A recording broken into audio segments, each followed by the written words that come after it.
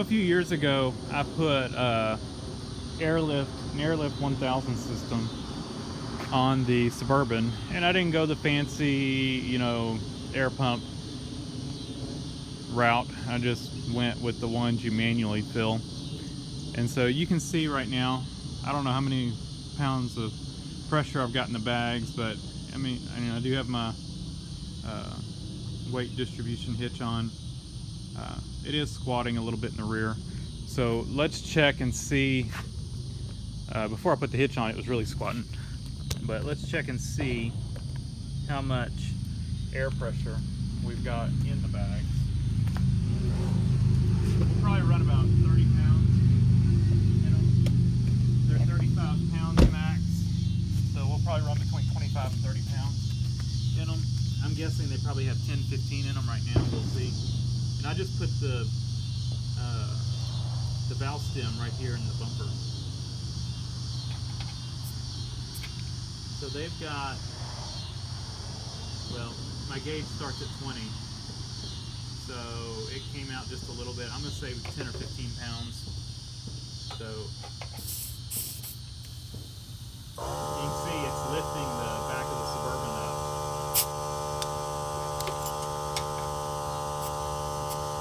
So that is almost 30 pounds.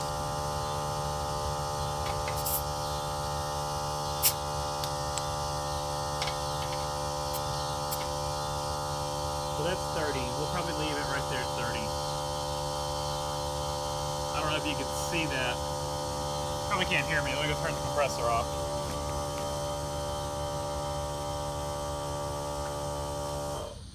I don't know if you could see in the video the Suburban raising up, but it did raise up. I can see it raising up as I was putting air in the bags. So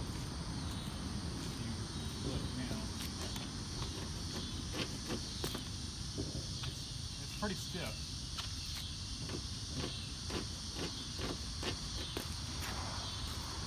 Definitely stiffens the rear up, which helps out towing. Now this is 27-foot travel trailer, and I think empty it's about 4,500 pounds. So it's not, don't get air springs to exceed your tow capacity. This thing's, about 50% of the Suburban's tow capacity. So this Suburban does have tow package on it and everything. And I don't remember what the loaded capacity is of this thing, but it's under what the Suburban will tow. Let's see. I'll show you all the bags. Hang on. So the Suburban is coil spring suspension, and so if you look, the airbags go inside the coil springs.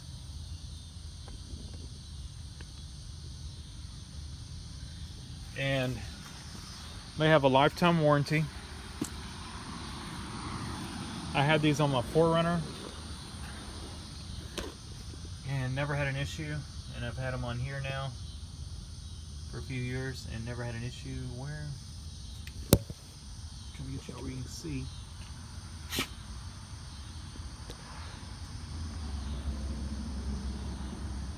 Now this side's harder to see because of the exhaust.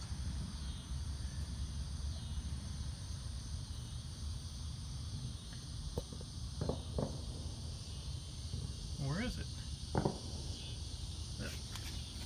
It's in there somewhere. There you go.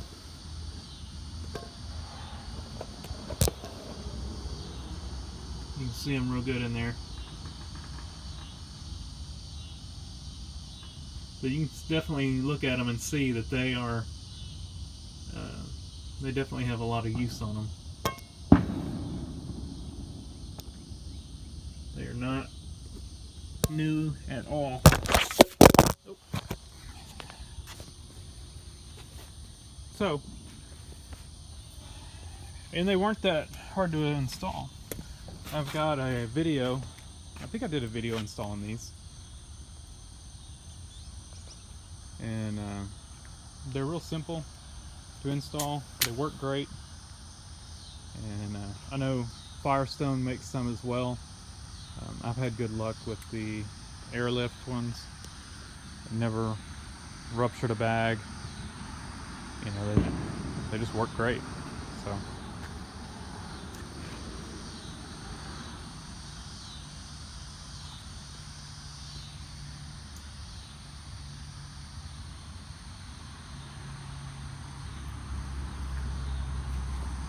So that's it.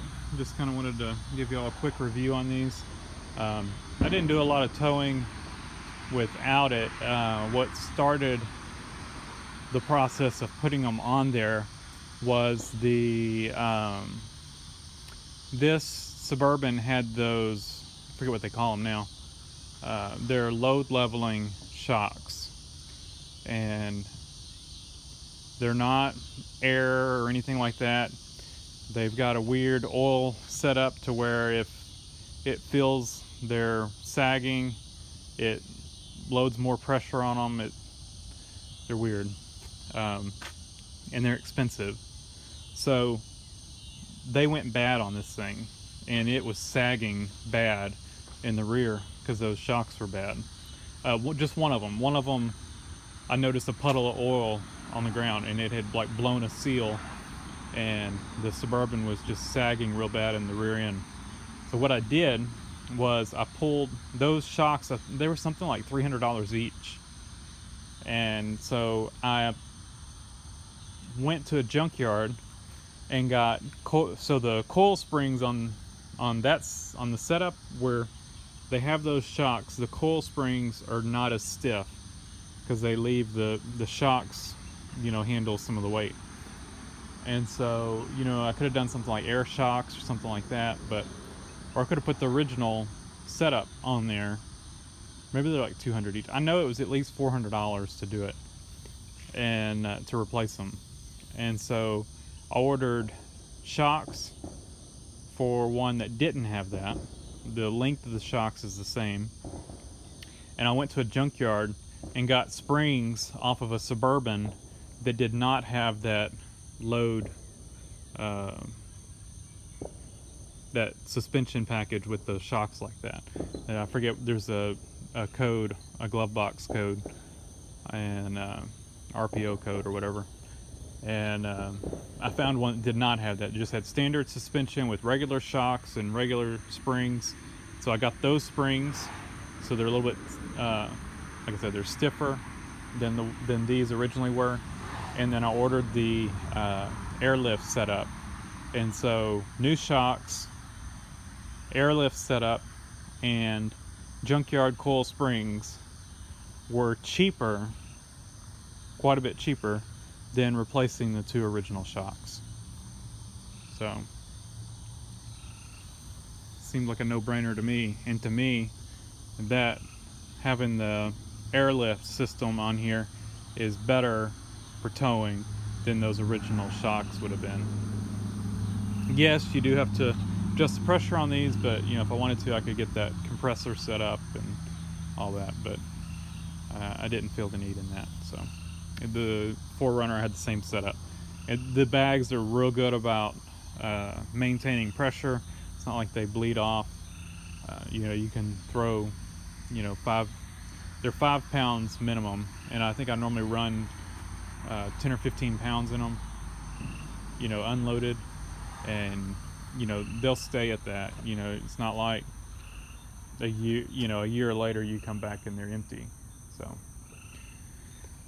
thanks for watching. Leave a comment down below, hit the like button, and subscribe for more.